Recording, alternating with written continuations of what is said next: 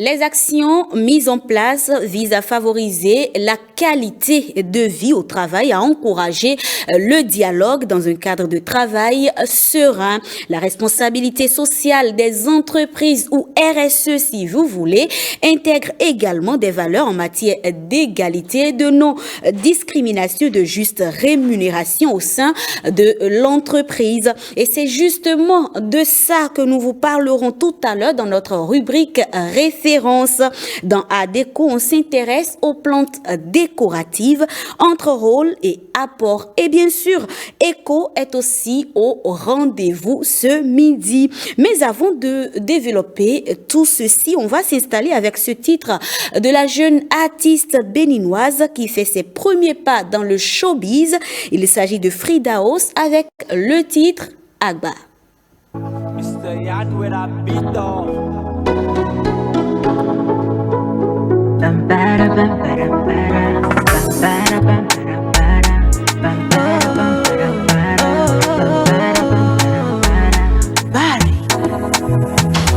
I don't know they satisfy me, baby you can give me more. See my diamond body, I need the golden boy. Maybe you should give me more money. I don't know zangba no me. Love no they full by belly. Honey, I got your mama da body fede. Oh, I want no me, I don't know encore. Je suis pas comme les autres, je veux pas d'à peu près. Nous on donne non, rien quoi. Et les gens sauront que c'est mon père là qui gère. Je suis pas matérialiste, tu le sais. Une fille comme moi s'entretiennent donnant l'eau fraîche. L'amour sans l'argent c'est amer. Battlement canon baninga toi-même tu sais. Wanyini de boudi aja namyo. Adona no se agbagona. Atele yon de kwe konde bo. Adona no se agbagona. Any love you won't give them baby. Adona no se agbagona. Adona no se agbagona. Baby, Adona no se agbagona. Tu dis que je fais trop de caprices, j'ai pas vitamine, c'est toi qui es avare. Tu vois pas mes copines, toujours en Gucci, everyday enjoyment, Panama. C'est agbagona, oh, pelu lova, canon, yola. Style, lova, she you get some dollar. You know, c'est Fabi, what do you get, what do you need, no. I want to me, encore, je suis pas comme les autres, je veux pas d'à peu près. Nous on donne non, rien quoi. Et les gens sauront que c'est mon père là qui gère. Je suis pas matérialiste, tu le sais. Une fille comme moi s'entretiennent donnant l'eau fraîche. L'amour sans l'argent c'est amer. Battlement canon baninga toi-même tu sais. Wanyini de boudi aja namyo. Adona no se agbagona. Atele yon de kwe konde bo. Adona no se agbagona. Any love you won't give them baby. Adona no se agbagona. Adona no se agbagona. Baby, Adona no se agbagona.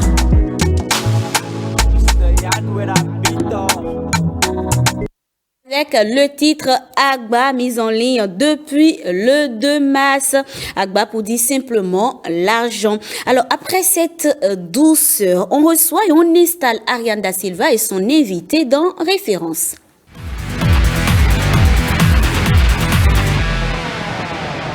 Ariane Da Silva, bonjour. Bonjour Rebecca, mesdames et messieurs, bonjour.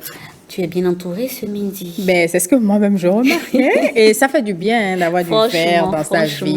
On va découvrir certainement tout à l'heure les vertus ou l'apport que les plantes pourraient... Ce qui est marrant, c'est que j'ai du verre également dans mon tissu. Je voulais dire... c'est une journée verte. Vêtements vôtres. Alors, Ariane Da Silva, ce midi, on s'intéresse à la responsabilité sociale des entreprises comme une dynamique pour booster la croissance de ces entreprises qui l'adoptent. Et oui, Rebecca, tu as commencé par le dire. Et pour en parler, on a invité un spécialiste, on va dire, de la question, quelqu'un qui coach les entrepreneurs, les entreprises. Il s'agit de Augustin Quintoconou. Qu'on a déjà reçu par ici. On a déjà reçu plusieurs fois par ici. Et merci déjà pour votre disponibilité. Merci d'être tout le temps avec nous. Alors, quand on parle de RSE, responsabilité sociale ou sociétale des entreprises, qu'est-ce qu'on peut y comprendre? Ok, merci mesdames. Merci pour votre invitation. Au plaisir. C'est toujours un plaisir pour moi, chaque fois que vous m'invitez, à partager le peu de connaissances que j'ai sur votre plateau. Merci. Et je voudrais saluer aussi les téléspectateurs qui nous suivent actuellement. D'accord. Parlons de la responsabilité sociétale ou de la responsabilité sociale. On peut comprendre par là tout simplement l'application du développement durable dans l'entreprise. Ça voudra dire quoi? Ça voudra dire la contribution volontaire des entreprises aux enjeux du développement durable dans l'entreprise, tant dans les activités, le fonctionnement de leur activité, autant dans leur interaction avec les parties prenantes.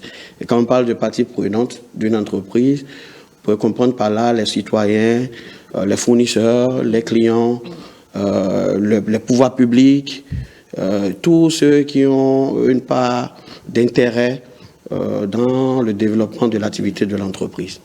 Mais justement, avant de continuer, qu'est-ce que vous mettez dans développement durable d'une entreprise? Développement durable d'une entreprise, d'abord il faut comprendre ce que c'est que le développement durable. Souvent, les gens confondent quand on parle de développement durable, les gens pensent directement à l'environnement. Bon, certes, on peut parler de l'environnement à condition que, quand on parle de l'environnement grand E, ça veut dire tout ce qui entoure l'entreprise, l'environnement de l'entreprise.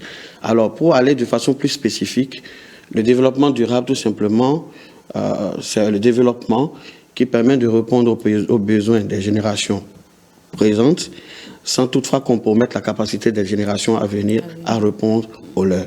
Donc, c'est ce qu'on comprend par développement durable. Donc, développement durable, il y a plusieurs enjeux en question. Donc, c'est l'application de ces enjeux au sein de l'entreprise qu'on appelle responsabilité sociale ou sociétale de l'entreprise. Et justement, en parlant d'enjeux, quels sont les enjeux de la RSE? Merci. Parlant des enjeux de la RSE, on en a plusieurs.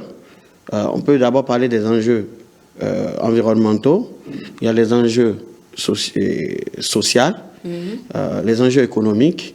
Il y a la question de la gouvernance et la prise en compte également des parties prenantes. Quand on prend par exemple l'enjeu lié à l'environnement, qu'est-ce qu'on y met? Merci.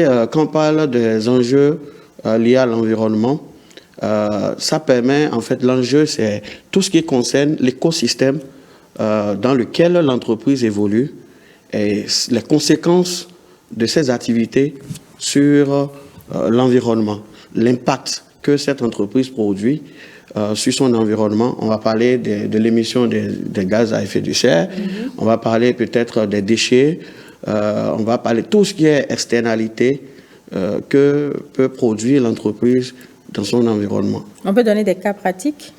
Oui, j'ai donné un exemple tout à l'heure, par exemple, l'émission de gaz à effet de serre, par exemple, la gestion des déchets, donc, etc. Il y a pas mal de la nature. Parlant même de cas spécifiques des entreprises, vous allez constater que de plus en plus, des investisseurs ou des bailleurs exigent dans la présentation d'un projet, par exemple, de ressortir plus les questions liées à l'environnement, des questions liées au social. Donc, c'est devenu de plus en plus exigeant là-dessus. Alors, quand je parlais de cas pratiques, par exemple, si, je ne sais pas, je suis une entreprise, je fabrique peut-être des produits d'hygiène, du corps et du cadre de vie, du savon, tout ce que vous voulez et tout, je dois forcément utiliser des composantes qui ne sont pas adaptées en fait à notre alimentation ou à la santé et tout. Comment je fais pour respecter dans ce cas-là l'enjeu environnemental? OK. Dans ce cas spécifique, dans une entreprise, l'utilisation des matières toxiques ou bien des matières chimiques dont vous venez d'évoquer, il y a certainement dans chaque pays des réglementations en la matière. Donc, c'est déjà dans le cadre du respect des questions liées à l'environnement, déjà de respecter ces normes. Et déjà, quand on revient maintenant dans le cas spécifique de la RSE, c'est de prendre conscience déjà des effets de ces déchets-là ou bien de ces produits qu'on utilise, quels sont les impacts dans l'environnement et mettre en place des actions ou un plan pour pouvoir gérer et réduire le risque de ces produits que l'entreprise utilise. Quand on prend l'enjeu social, qu'est-ce qu'on y retrouve? D'accord. L'enjeu social, par exemple, on peut y trouver les questions de bien-être au travail, le dialogue dans l'entreprise, la motivation des collaborateurs. Donc, il y a tous ces aspects qu'on peut évoquer sur l'aspect social de la RSE.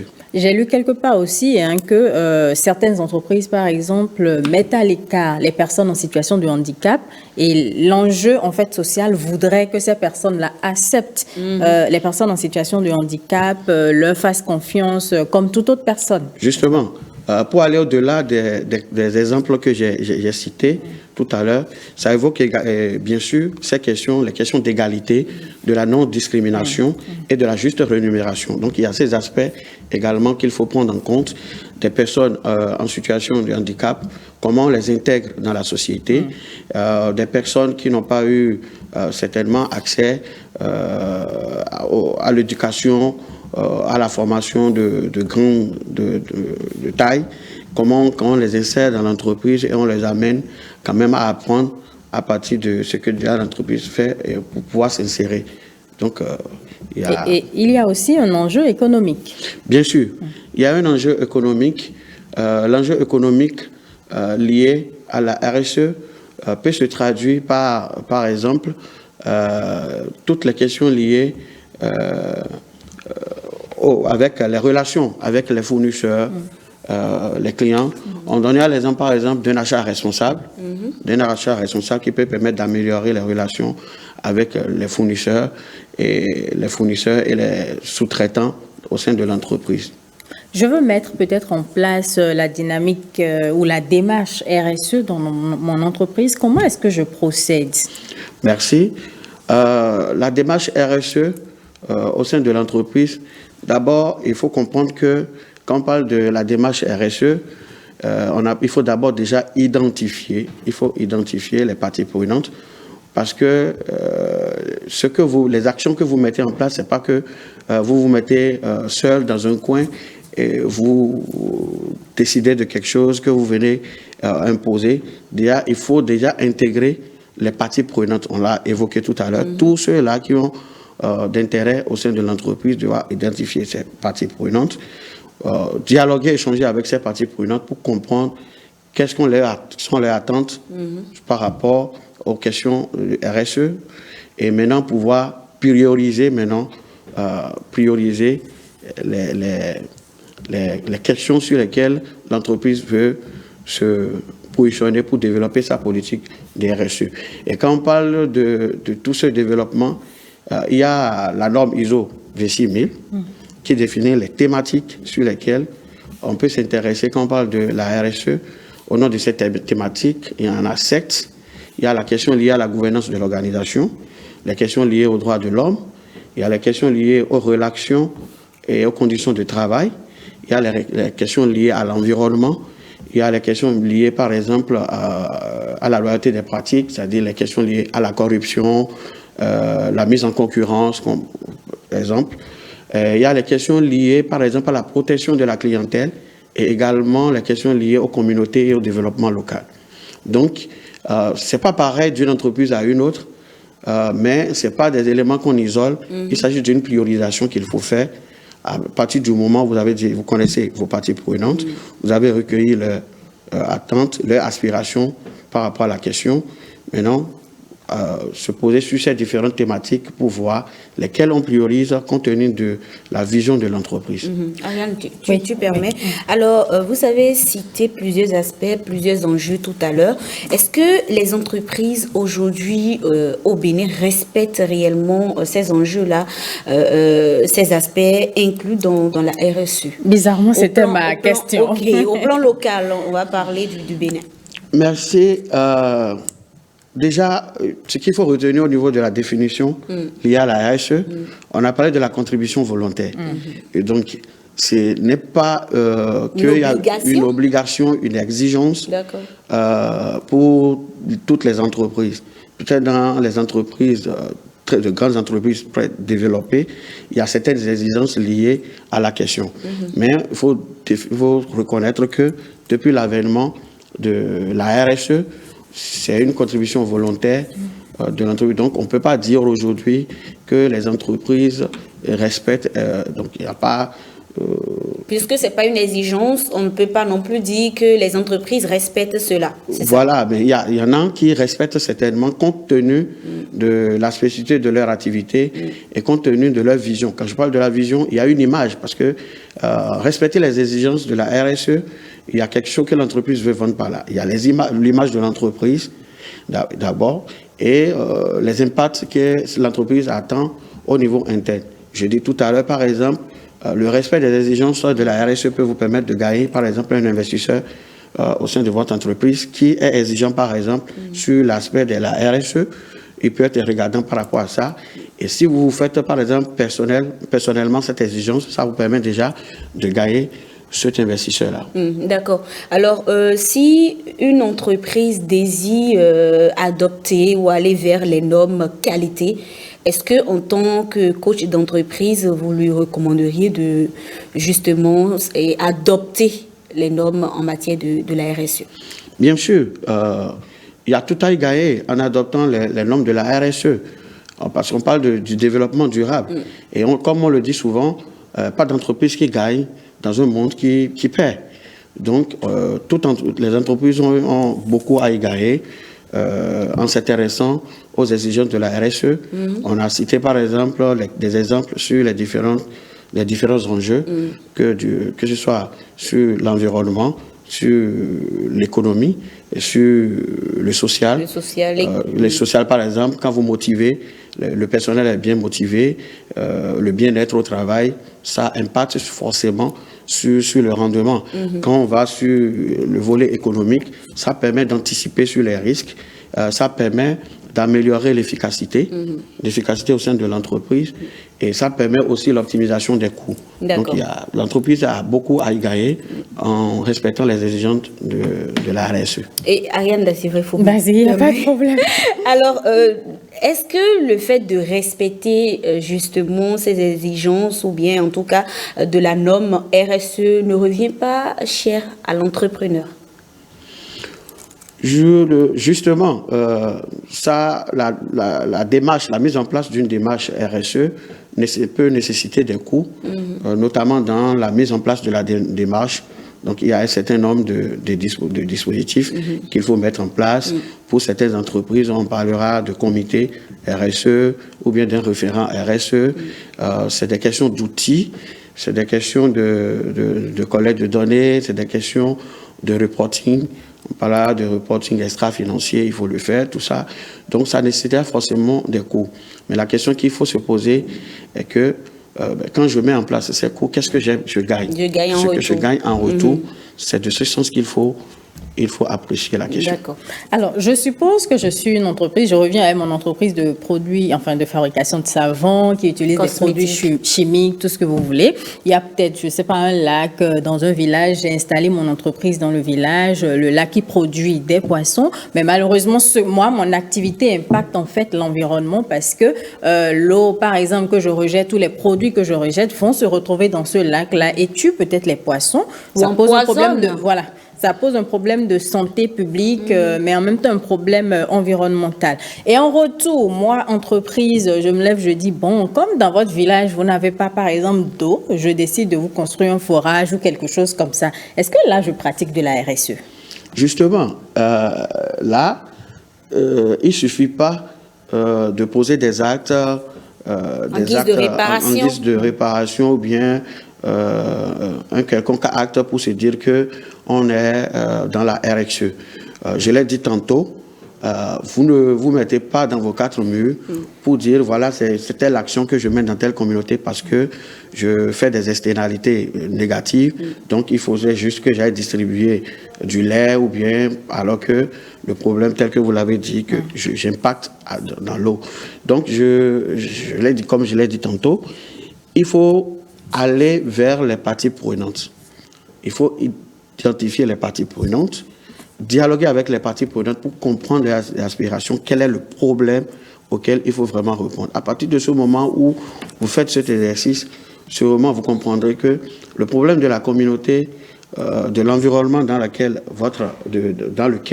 vous évoluez, le problème n'est pas lié à la mise en place d'un puits, mais c'est plutôt comment vous réduisez vos effets sur la rivière et les plans et autres qui sont dans le milieu. Alors, quand j'ai intégré la dynamique ou la démarche RSE, comment je fais pour mesurer cela avec le temps? Quels sont les outils? Ok, les outils pour mesurer, en fait, j'ai parlé tout à l'heure du reporting extra-financier, par exemple. Donc, à partir du moment où vous mettez en place vos actions et les outils, il y a certainement des résultats qu'il faut mesurer pour apprécier l'évolution de votre politique RSE. Donc, il y a il y a par exemple des indicateurs qu'il faut mettre en place en fonction des actions que vous mettez en place dans votre politique. Et pour finir très rapidement, Rebecca, est-ce que vous pensez que respecter la démarche RSE peut contribuer à booster la croissance d'une entreprise? Bien sûr. La rentabilité de l'entreprise est intimement liée à sa durabilité. Donc, quand on parle de la rentabilité, il faut parler de la durabilité. Donc, ça impacte fortement sur la rentabilité, la viabilité de l'entreprise. Dans ce sens que, quand j'ai parlé du volet économique tout à l'heure, on a vu comment la RSE peut contribuer à la pérennisation des activités de l'entreprise par l'anticipation sur les risques, l'amélioration de l'efficacité, l'optimisation des coûts, justement. Et quand vous avez un personnel très bien motivé, vous avez le rendement également qui est au rendez-vous. Donc, tout ceci impacte la croissance de l'entreprise. Et bien voilà. Et vous avez également, vous pouvez également gagner du financement auprès des bailleurs qui sont plus regardants sur le volet RSE. D'accord. Ariane Da Silva, merci. Merci également à vous, Augustin Kentokonou, pour ces précisions sur la RSE. Ariane, il est temps donc d'enfiler ton manteau d'économiste pour nous parler de l'économie à travers ECO.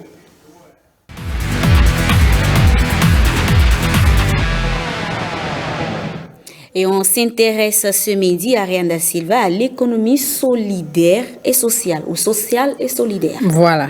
Alors, aujourd'hui, on a affaire à tout ce qui est social, en fait. Et on garde le même invité pour en parler parce que, justement, il est spécialiste de l'économie sociale et solidaire. Voilà. D'accord. Alors, Monsieur Kentokonou, quand on parle d'économie sociale et solidaire, qu'est-ce que c'est? Ok, merci. L'économie sociale et solidaire, c'est, je dirais tout simplement en deux mots, c'est l'économie autrement. L'économie autrement, c'est l'économie qui met l'homme au cœur de l'économie et non la recherche du profit, l'argent. En termes de définition, quand on parle de l'économie, c'est l'ensemble des entreprises qui évoluent sous forme de coopératives, d'associations, de mutuelles ou de fonds d'action. D'accord. Alors, quels sont les principes de l'économie sociale et solidaire? Ok, les principes fondamentaux de l'économie sociale et solidaire, c'est d'abord la libre adhésion, il y a la solidarité, la question de la solidarité, il y a la gouvernance démocratique et l'utilité sociale. Qui sont les acteurs de l'économie sociale et solidaire? Les acteurs de l'économie sociale et solidaire, c'est les coopératives, les associations, les mutuelles, les fonds d'action. Alors, pourquoi est-ce que l'économie sociale et solidaire est-elle particulièrement importante dans les pays en développement?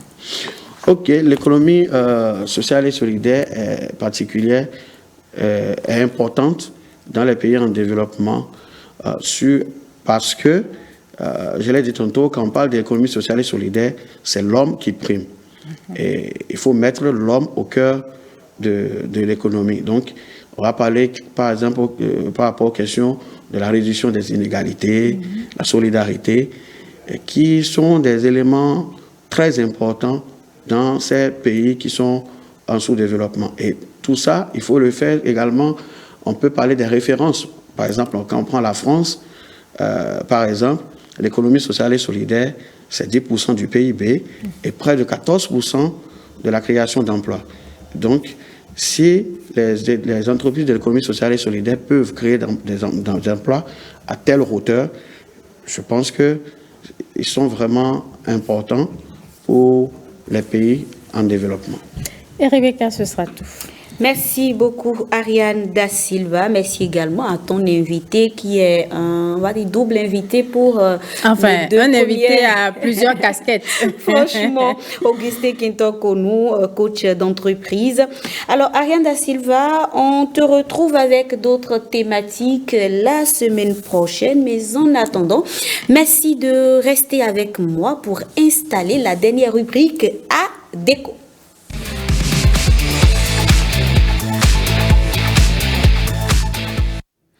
Les plantes améliorent la qualité de l'air grâce à leur apport en oxygène et leur capacité à absorber le dioxyde de carbone. Elles sont idéales pour contrer les champs électromagnétiques émis par nos appareils électroménagers, d'où donc leur importance à nos côtés. Ce midi dans ADECO, on s'intéresse aux plantes décoratives entre rôle et apport. Notre invité pour des précisions, Emmanuel Ateba Boko. Elle est designer d'intérieur. Emmanuel, bonjour. Bonjour, Rebecca. Comment vous allez? Je vais très bien, merci. Bienvenue sur le plateau du rendez-vous de midi. Merci. Alors, pourquoi faut-il faire recours aux plantes lorsqu'il est question d'aménagement? Alors, pourquoi faut-il faire recours aux plantes? L'homme fait partie intégrante de la nature. D'accord. Alors, ce faisant, la nature faisant partie de l'homme, l'homme a besoin d'être connecté et en contact permanent avec la nature dont il fait entièrement partie.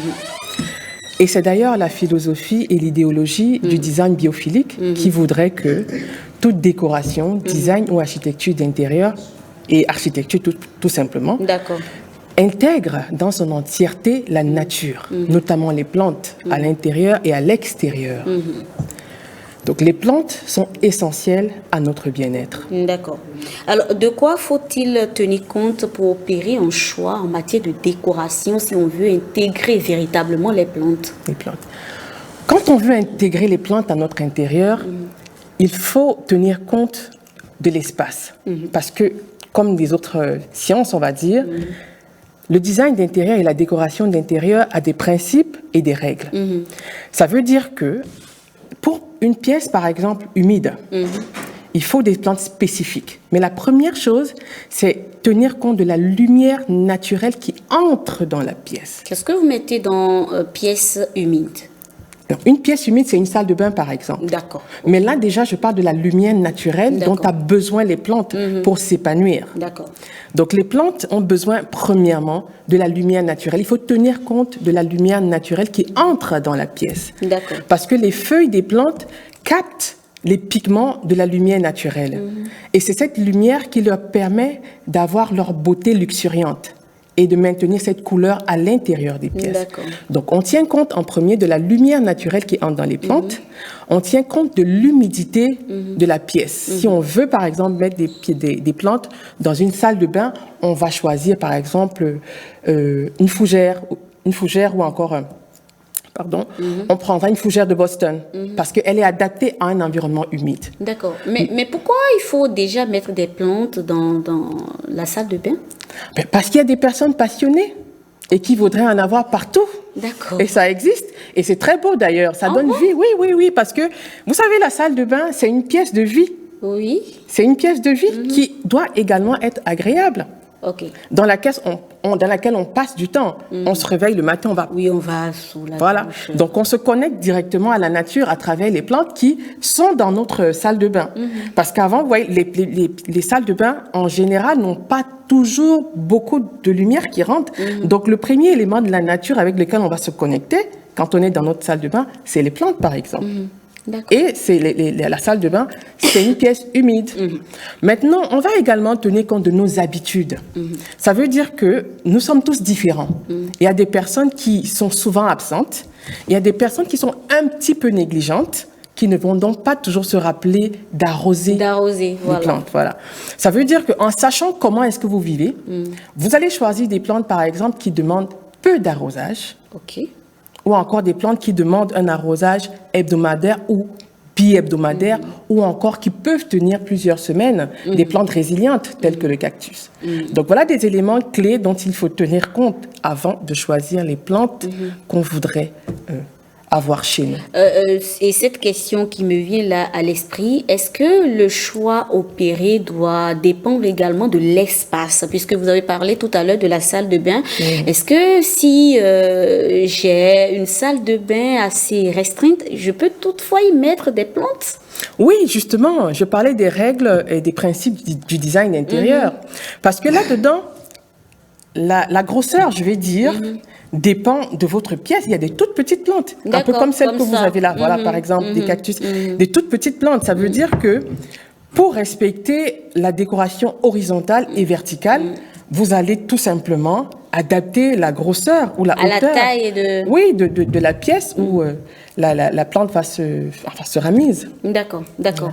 Et au-delà de la salle de bain, alors, notre espace, et si, par exemple, j'ai envie d'avoir ce type de pot dans ma chambre, dans mon espace, est-ce que je dois redécorer, redéfinir clairement les meubles, tout ce qu'il y avait déjà dans la chambre avant que cette envie de me prenne? Bien, il est effectivement important de redéfinir l'espace. Souvent, on parle d'optimisation de l'espace. Ça veut dire faire au mieux dans l'espace que nous avons à aménager et à décorer. Les plantes sont de taille, de hauteur, de nature différentes. Ça veut dire qu'en fonction de l'espace que vous avez, vous allez choisir un pot adéquat à l'endroit où vous allez placer votre plante. Ça veut dire que si votre plante se tient mieux à mi-ombre ou alors à ombre complet, il faudra par exemple déplacer ou encore adapter un rideau voilage léger qui pourra laisser entrer une certaine densité de lumière dans la pièce pour que votre plante puisse recevoir de la lumière naturelle pour être mieux épanouie. D'accord. Alors, à quel moment fait-on le choix justement d'avoir dans notre espace des plantes décoratives? À quel moment? Est-ce que c'est avant même de prendre l'appartement, avant la construction ou dès que vous avez envie d'un changement? Alors, je vais parler ici du design biophilique. Le design biophilique dont je parlais, il œuvre et sa philosophie, c'est vraiment pour que dès l'idée même de construction, qu'on pense à intégrer les plantes à l'intérieur et à l'extérieur. Et parlons justement donc de ce design en image avec la complicité de la régie. On va montrer un peu aux téléspectateurs à quoi ça ressemble. Donc du coup, il faut le faire avant même la conception ou bien pendant l'architecture de votre espace. C'est bien ça? Oui, c'est bien ça. En image là par exemple. Voilà. Voilà, là on a un très bel immeuble qui se trouve en Afrique du Sud. Vous voyez, ça c'est exactement ce qu'on appelle le design biophilique. L'urbanisation fait que l'homme ne soit plus en contact avec la nature. Et donc cette philosophie-là ramène la nature vers l'homme, dans son cadre privé et professionnel. Et comme le disait le biologiste Edward Osborne en 1980, les plantes sont essentielles à notre bien-être parce qu'elles nous affectent. Elles affectent plusieurs dimensions de notre être. Donc, dès la conception, il faut prévoir ça. Parce qu'après, ça peut être compliqué. S'il faut, par exemple, avoir un résultat comme celui-là, ça peut être compliqué après de les intégrer, tout au moins à l'extérieur. À l'intérieur, on pourra encore aménager un espace pour les mettre. Mais quand on veut un rendu professionnel et avoir tous les bénéfices que les plantes peuvent nous apporter, il est bon de concevoir ça dès le départ. Mais dès le départ, là, quand on met, si on revient à l'image de, vous avez dit design, le nom, biophilique? Biophilique, oui, design biophilique. Alors, quand on revient à ce type de design où on a en image, là, dès le départ, donc dès la conception, comment on fait pour l'entretenir? Bien, voilà, c'est pour ça qu'il est important justement de le faire dès la conception. Parce que quand on conçoit, par exemple, de les mettre au balcon, c'est qu'on sait quel type de pot, par exemple, on va mettre. On sait comment est-ce qu'on va y arriver. Vous voyez un peu, on sait d'où on va, par exemple, prendre l'eau pour le faire, pour que ce soit facile au quotidien.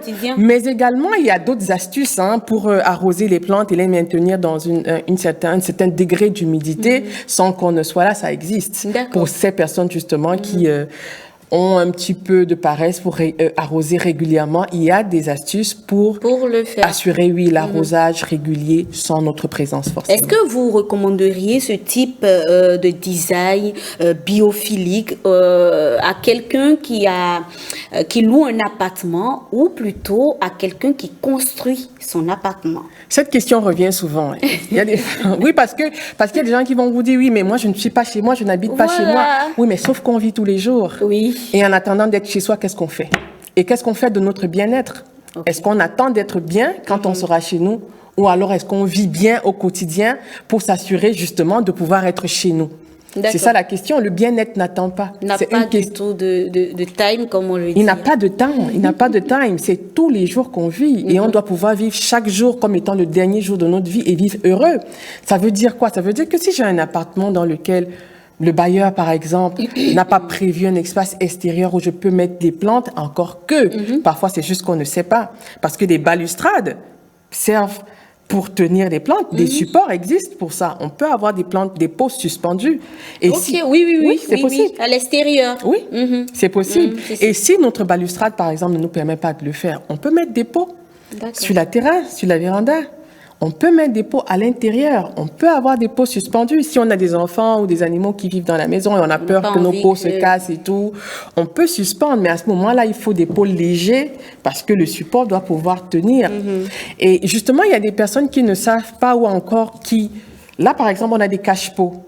C'est des cache-pots, mais cache-pots, pourquoi? Parce qu'il y a un pot à l'intérieur, en réalité, dans lequel il y a du terreau et la plante. Le cache-pot permet simplement de tenir le pot qui tient la plante. D'accord. Il est décoratif parce que justement, on peut le changer à sa guise et l'adapter en fonction des couleurs, de la palette de couleurs qu'on a chez soi. Chez soi. Voilà, donc les plantes, qu'on soit en location, qu'on soit chez nous, moi je recommande vivement d'en avoir. D'accord. Alors on dit que l'abus en toute chose nuit, hein, mais est-ce qu'on peut abuser de la décoration avec les plantes? Bien, alors à cette question, je vais dire oui et non. D'accord.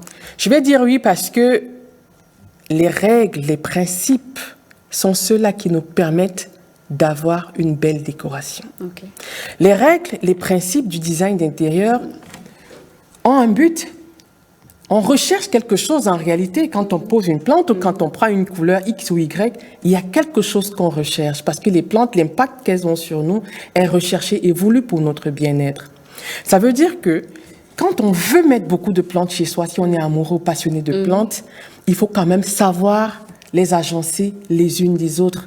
Non seulement les unes des autres, mais également, il faut qu'il y ait une proportionnalité entre les plantes et les autres éléments qui rentrent dans la constitution de la décoration et de l'aménagement chez soi. D'accord. Ça veut dire que si on arrive à le faire, tant mieux, c'est très bien. Là, je ne vais pas vraiment parler d'abus, mais par contre, quand on parle encore de design biophilique, c'est une question de professionnel. Parce qu'il faut pouvoir le faire. Il faut pouvoir le faire, adapter en hauteur, en largeur et en nombre, les plantes. Les plantes doivent être déjà communiquées les unes avec les autres. Communiquer avec les autres éléments de la pièce, de la pièce, de l'entourage. Vous voyez que toutes ces questions-là, après, soulèvent des subtilités qu'il faut qu'un professionnel forcément remarque. Exactement. Donc, si c'est un professionnel qui le fait, après, on ne peut pas parler d'abus parce que le rendu visuel peut sembler beaucoup, mais le but recherché y est. Et c'est chic. Et c'est chic. Ariane Da Silva, les plantes. Je pense qu'il faut qu'on remercie nos parents. Parce qu'aujourd'hui, j'ai l'impression que nous courons, on court tous les jours, mais on ne fait pas forcément attention à ce genre de détails. Par contre, nos parents... c'est vrai. Quand tu rentres dans la maison, forcément on prévoit un espace où il y a des plantes, des fleurs, tout ce que vous voulez et tout. Mais moi, ma question, c'est... est-ce que vous avez fait un peu l'état des lieux dans nos maisons? Est-ce que tout ce que nous choisissons comme plantes, comme fleurs que nous mettons dans nos maisons sont adaptés? Voilà, justement. À notre cadre de vie. Ça revient un petit peu à la question de tout à l'heure. Les plantes répondent à des besoins spécifiques. Toutes les plantes n'ont pas les mêmes besoins, notamment quand on parle de lumière naturelle et d'arrosage. Mais il y a également des plantes toxiques. D'accord. Ok. Il y a des plantes toxiques, il faut faire attention. Si on partage, par exemple, ces espaces intérieurs avec des animaux ou si on a de petits-enfants en bas âge qui peuvent mettre des choses dans la bouche, il faut faire attention. Parce qu'il y a des plantes qui sont toxiques et qui pourraient gravement nuire à la santé des animaux et des enfants. Les enfants. Voilà pourquoi il faut toujours faire appel à un professionnel. Un professionnel, n'est-ce pas? voilà. Il faut toujours se renseigner auprès des professionnels. La nature, elle est belle, elle est bien, mais il faut s'y connaître. Tout au moins un minimum. D'accord. Tout au moins un minimum, parce qu'après, vous imaginez bien les regrets que vous pourriez avoir de faire un choix de plante au hasard et qu'après, vous vous retrouviez en urgence avec un enfant. Oh là là, En on ne bas le âge, souhaite voilà. pas. Voilà. Monsieur Kintokonou, vous êtes également en verre. Est-ce votre amour pour les plantes? Qu'est-ce que vous pensez de la décoration avec les plantes? Bon. Tout ce que vous avez entendu. Bon, tout à l'heure. déjà à la base, moi je suis quelqu'un, j'aime beaucoup les plantes. J'aime beaucoup. Mais je sais également qu'il faut faire beaucoup attention, que c'est une question de spécialiste. Et que, comme Madame l'a dit, Boko le disait. voilà, le disait, il peut y avoir des plantes vraiment toxiques. C'est ça, moi, qui fait que Vous faites attention. je fais beaucoup attention par rapport aux plantes. De toutes les façons, on en a besoin pour notre bien-être. Simplement. Alors, sur le plateau, Madame Bocon, on a des pots de plantes qui sont artificielles et naturelles. Est-ce que, selon vous, le naturel prime toujours sur l'artificiel? En tant que décoratrice, designer, vous allez préférer quoi et proposer, demander, recommander quoi? Bien, alors cette question est très intéressante. En tant que professionnel, et moi dans mon travail, je ne fais pas usage des plantes artificielles. D'accord. Je n'en Un fais exemple pas, voilà. de plante Artificielle. artificielle. Voilà. Je ne fais pas usage des plantes artificielles pour plusieurs raisons. La première raison est que, comme je l'ai dit tantôt, les plantes Communique. communiquent. Les plantes communiquent. Les plantes purifient l'air, elles dépolluent l'air. Les plantes augmentent l'humidité de l'air, ce qui nous permet d'éviter des maladies telles que la sécheresse, par exemple, la sécheresse nasale, l'asthme, qui est en réalité une allergie. Les plantes, quand elles purifient l'air et les dépolluent, elles captent les particules suspendues dans l'air qui nous évitent donc après des allergies. L'asthme, par exemple. Est-ce qu'une plante artificielle peut le faire? Non. Non. Non. Au contraire, peut-être. Au contraire, justement, j'en venais. Au contraire, la plante naturelle, par exemple, elle permet de réduire les nuisances sonores. Oui, quand elles sont placées au bon endroit, la plante permet de réduire les nuisances sonores à l'intérieur. Ok. Voilà. La plante réduit le stress et l'anxiété. Donc, dans notre cadre de vie, c'est bien, dans notre cadre de vie privé et professionnel, c'est bien parce que, justement, il est dit que les employés se sentiraient mieux et sont plus productifs dans un cadre de vie où on retrouve des plantes. D'accord. Voilà. Ça fait que ces quelques exemples-là que j'ai cités, je ne peux pas choisir une plante artificielle au détriment d'une plante naturelle quand on voit tout ce que la plante naturelle nous apporte comme bénéfice pour notre santé et pour notre bien-être. Mais en allant même plus loin, la plante artificielle, elle a un impact sur notre environnement. Sa commercialisation industrielle, de plus en plus intense, fait que notre environnement prend un coup. La plante artificielle va garder la poussière. C'est vrai que le feuillage des plantes naturelles va également garder la poussière, mais après, les bénéfices sont bien au-delà de la poussière qui peut rester sur les feuilles. Donc, la plante artificielle va garder la poussière qui peut nous causer après des toux allergiques. D'accord. Voilà. La plante artificielle ne communique pas. Et comme elle ne communique pas, Autant. visuellement, elle sera là. Mais spirituellement, On n'est pas connecté. Elle On est nous En pas relève fait, quelque part, ça pose un problème de RSE. oui. Oui, justement. Ben Voilà, justement, je disais et l'impact sur l'environnement est clair.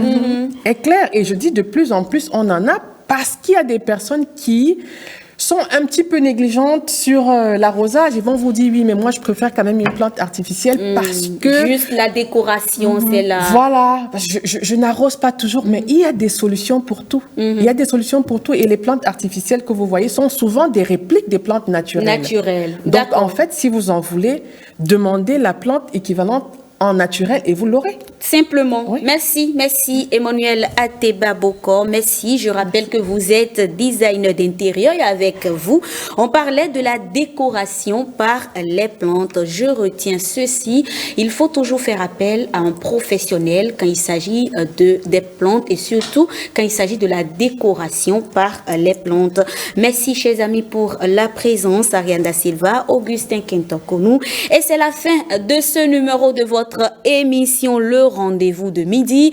Toute l'équipe technique de réalisation et d'animation de cette tranche vous remercie, chers téléspectateurs, pour votre fidélité à cette émission, votre émission Le Rendez-vous de midi. Je vous retrouve la semaine prochaine. En attendant, s'il vous plaît, prenez bien soin de vous. Bye bye.